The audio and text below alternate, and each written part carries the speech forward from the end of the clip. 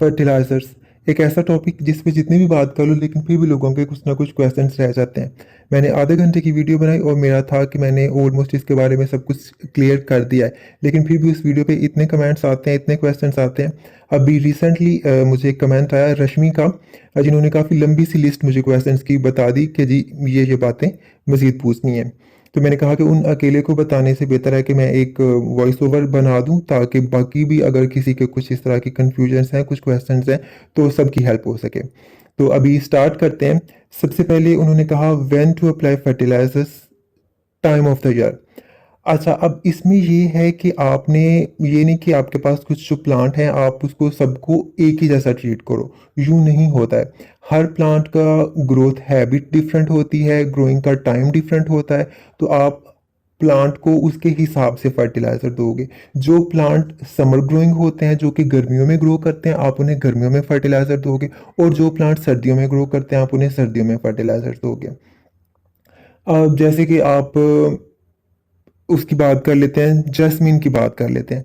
Jasmine अब गर्मियों में ग्रो करता है, गर्मियों में उसके ऊपर फ्लावर्स आते हैं, सर्दियों में आपने देखा होगा कि उसके नए लीफ भी नहीं निकलते हैं, वो बिल्कुल स्टॉप हो जाता है। गर्मी के बाद से लाइक अक्टूबर, नवंबर, दिसंबर, जनवरी, फरवरी तक, मार्च तक जो है ये 6 महीने तकरीबन जो है ये बिल्कुल स्टॉप रहता है, इस पे न्यू ग्रोथ नहीं आती है। तो फिर आप उसे उन महीनों में फर्टिलाइजर्स नहीं दोगे। फिर जब आप देखो कि अप्रैल में, मई में इसमें न्यू ग्रोथ आना स्टार्ट हो गई है, मार्च में भी निकलना स्टार्ट हो जाती है, फिर जब आप इसे फर्टिलाइजर देना स्टार्ट कर दोगे। और इसी तरह जो सर्दियों के प्लांट हैं आप उन्हें सर्दियों में दोगे, फिर आप उन्हें गर्मियों में नहीं दोगे। तो ये इस तरह से होता है, आपने प्लांट को उसके ग्रोथ हैबिट के हिसाब से फर्टिलाइजर देना होता है।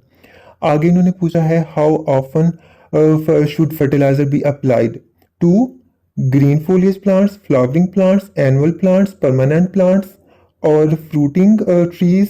हाँ, ये सारा इन्होंने पूछा है कि कितनी देर बाद इन्हें फर्टिलाइजर देना चाहिए। देर का जो है वो एक आप कह लो कि रफ सा कोई एस्टिमेट 1 महीना, ठीक है। अब अगर डिटेल में इसको देखा जाए तो जब प्लांट फ्लावरिंग फ्रूटिंग पे होगा, जब हम उसे जल्दी जल्दी फर्टिलाइजर दे सकते हैं, लाइक एक हफ्ते के इंटरवल से, 10 दिन के इंटरवल से हम उसे फर्टिलाइजर्स दे सकते हैं। और फिर जब वो सिर्फ हाली ग्रो कर रहा है, सिर्फ पत्ते निकाल रहा है, फ्लावर्स और फ्रूट नहीं निकाल रहा, फिर हम उसको 2 हफ्ते, 3 हफ्ते, 1 महीना, इतने जो है वो इंटरवल से हम उसको दे सकते हैं। अब इन्होंने कहा है कि ग्रीन फोलियज प्लांट्स, अब ग्रीन फोलियज प्लांट्स जो हैं उन्होंने तो ना फ्लावर्स निकालने हैं और ना ही कुछ फ्रूट्स वगैरह, उन्हें कुछ भी नहीं ऐसा लगना, उन्होंने बस ग्रो करना है, तो उन्हें हम महीने के गैप से फर्टिलाइजर दे सकते हैं। फ्लावरिंग प्लांट्स का मैंने पहले कह दिया। फ्रूटिंग ट्रीज का भी उन्होंने पहले पूछा, फ्लावरिंग फ्रूटिंग सेम ही बात होती है। तो फ्लावरिंग और फ्रूटिंग आने से पहले जो है हम उस पे फर्टिलाइजर जो है फ्लावरिंग फ्रूटिंग वाला फर्टिलाइजर अप्लाई करना शुरू कर देंगे। Like phosphorus and potassium rich fertiliser हम देने लग जाएंगे, क्योंकि फॉस्फोरस और पोटाशियम जो है ये फ्लावरिंग फ्रूटिंग को इन्हेंस करते हैं, उनमें हेल्प करते हैं, उसके साथ आपके फ्लावर्स की, फ्रूट्स की क्वांटिटी ज़्यादा होती है। तो जब आप देखो लाइक कोई फ्रूटिंग ले लो, मैंगो ले लो, जैसे मैंगो को गर्मियों में फ्रूट लगते हैं, तो आप देख लो कि अभी आजकल इसका सीजन हो रहा है इसे फ्रूट लगने का, तो उससे पहले ही आप उसे फर्टिलाइजर देना शुरू कर दो। फिर जब उसके ऊपर फ्रूटिंग हो रही है, फ्रूटिंग के दौरान भी आप उसे फर्टिलाइजर देते रहोगे। फिर जब उसकी फ्रूटिंग स्टॉप हो गई है, फिर आप उसे फ्रूटिंग वाला फर्टिलाइजर नहीं दोगे, क्योंकि फ्रूटिंग उसकी हो के खत्म हो चुकी है, अब उसने फ्रूट्स नहीं निकालने हैं, तो अब फिर आप उसे नाइट्रोजन वाले फर्टिलाइजर देना शुरू कर दोगे, ताकि उसकी ग्रोथ वगैरह चलती रहे, पत्ते वगैरह उसने बाद में भी निकालने होते हैं तो वो निकालता है। फिर सर्दियों में आप देखोगे कि मैंगो जो है वो ना तो फ्रूट निकालना है उसने, ना ही उसने ग्रो करना, तो फिर आप उसका फर्टिलाइजर स्टॉप कर दोगे बिल्कुल, फिर आप उसे फर्टिलाइजर नहीं दोगे। फिर अगले साल जब आप देखोगे कि अभी सीजन आने वाला है, फ्लावर्स फ्रूट आने वाले हैं, तो फ्लावरिंग से आने से पहले से ही आप उसे फर्टिलाइजर अप्लाई करना शुरू कर दो। एनुअल प्लांट्स को और परमानेंट प्लांट्स को, परमानेंट फ्लावरिंग प्लांट्स का उन्होंने पूछा है, एनुअल प्लांट्स का। अब एनुअल में दो तरह के आते हैं, summer annual and winter annual.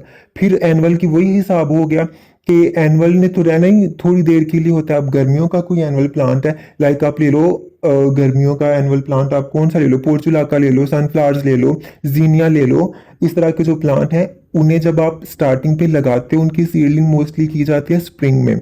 तो जब आप उन्हें, जब वो छोटे होते हैं, जब तो आप उसे फर्टिलाइजर नहीं दोगे, पहले जब अपनी उसकी सॉइल तैयार की हुई है, जब आप उसकी सॉइल में हल्का सा काउ डंग वगैरह मिक्स करके प्लांट को लगा दो।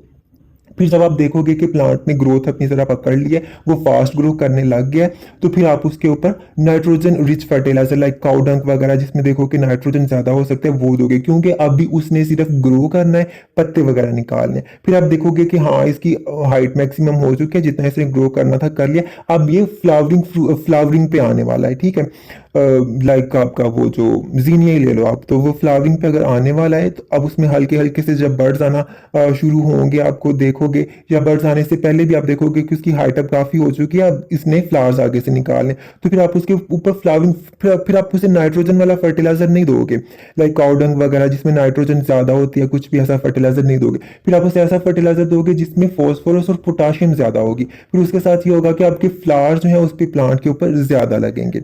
इसी तरह उसके विंटर एनुअल्स का भी है कि स्टार्टिंग पे हम उन्हें नाइट्रोजन वाले फर्टिलाइजर देंगे, बाद में हम उसे पोटाशियम और फॉस्फोरस वाले फर्टिलाइजर देंगे, फिर बाद में तो फ्लावरिंग फ्रूटिंग के फौरन बाद ही वो फिर सीड बना के, अगर सीड आपने कलेक्ट करने हैं, तो सीड्स के लिए भी जो है आपका पोटाशियम और फॉस्फोरस जो है वो एक तरह के फ्रूट ही होते हैं वो प्लांट्स के, तो वो उसके लिए अच्छा होता है। तो फिर आप उसमें वही वाला फर्टिलाइजर जो बाद में आप देते रहो, पोटाशियम और फॉस्फोरस रिच फर्टिलाइजर्स, वो आप उसे देते रहोगे, फिर प्लांट खत्म हो जाएगा, तो फिर तो यार उसकी कहानी खत्म हो गई बस।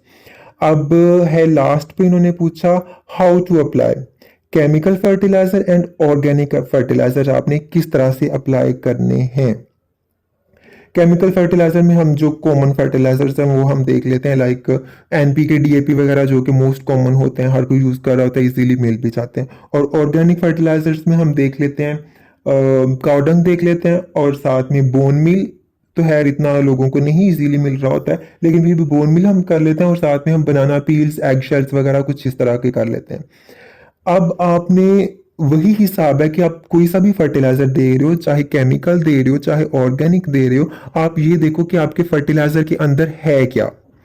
अगर आप उसे ऑर्गेनिक केमिकल की पहले बात कर लेते हैं, केमिकल के ऊपर तो चलो लिखा ही होता है सारा कुछ, एनपीके है अगर तो उसमें एनपीके की रेशियो लिखी होगी, एनपीके 90 है अगर, या एनपीके 14, वो 5 15 45 वाला जो है, 5 15 14 वाला जो 45 वाला जो है, उसमें आप देखोगे उसमें नाइट्रोजन कम है, 5 15 45 वाले में 15% जो है उसमें फॉस्फोरस है, और 45% उसमें पोटाशियम है। तो अब आप देखोगे कि उसमें फॉस्फोरस और पोटाशियम की रेशियो ज्यादा है, तो फिर आप उसे उस टाइम पे प्लांट को दोगे जब उनको इन चीजों की जरूरत होगी।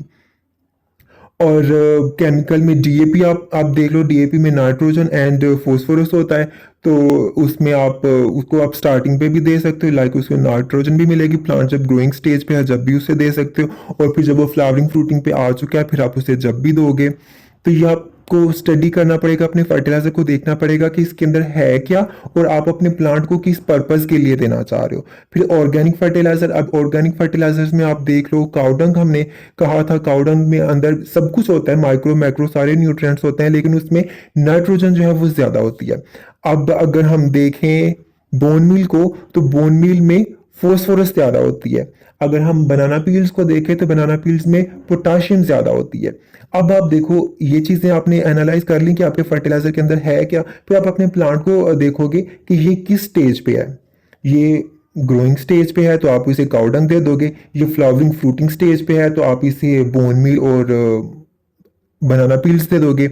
और एग शेल्स वगैरह जो है वो भी दिए जाते हैं, चाय पत्ती भी दी जाती है, तो वो भी चाय पत्ती में भी नाइट्रोजन वगैरह जो है, इस तरह की ऑर्गेनिक चीज़ों में नाइट्रोजन थोड़ा ज़्यादा होता है। बनाना पील्स में वो जो है अपना एग शेल्स जो है उनमें कैल्शियम ज़्यादा होती है, तो कैल्शियम तो है सारा टाइम ही चाहिए होती है, लेकिन वो मोस्टली आप जब भी यूज़ करो जबकि वो ग्रोइंग स्टेज पे है, लाइक जब आपने नाइट्रोजन यूज़ करनी है साथ में वो यूज़ करोगे।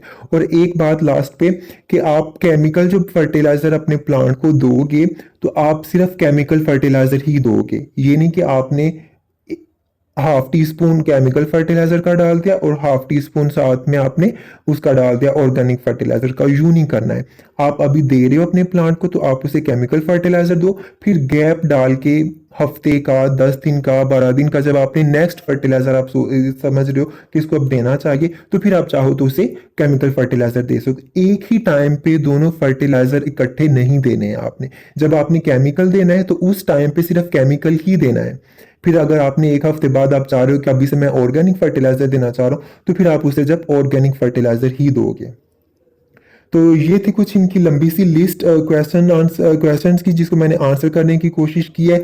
आई होप आपकी हेल्प हुई होगी इसमें, और मुझे पता है कि अभी भी बहुत से क्वेश्चन आप लोगों के बचे होंगे, तो वो फिर अगर कुछ ऐसी बात होती है तो वो आप मुझे नीचे कमेंट्स में पूछ सकते हो। बाकी फर्टिलाइज़र से रिलेटेड जितनी भी मेरी वीडियोज़ हैं उनके लिंक्स मैं डिस्क्रिप्शन में रख दूँगा, आप वो भी देख लेना, उससे आपको मज़ीद हेल्प हो सकेगी। और ठीक है, फिर मिलते हैं किसी और वीडियो में। जब तक अपना और अपने प्लांट्स का आप बहुत सा ख्याल रखिएगा।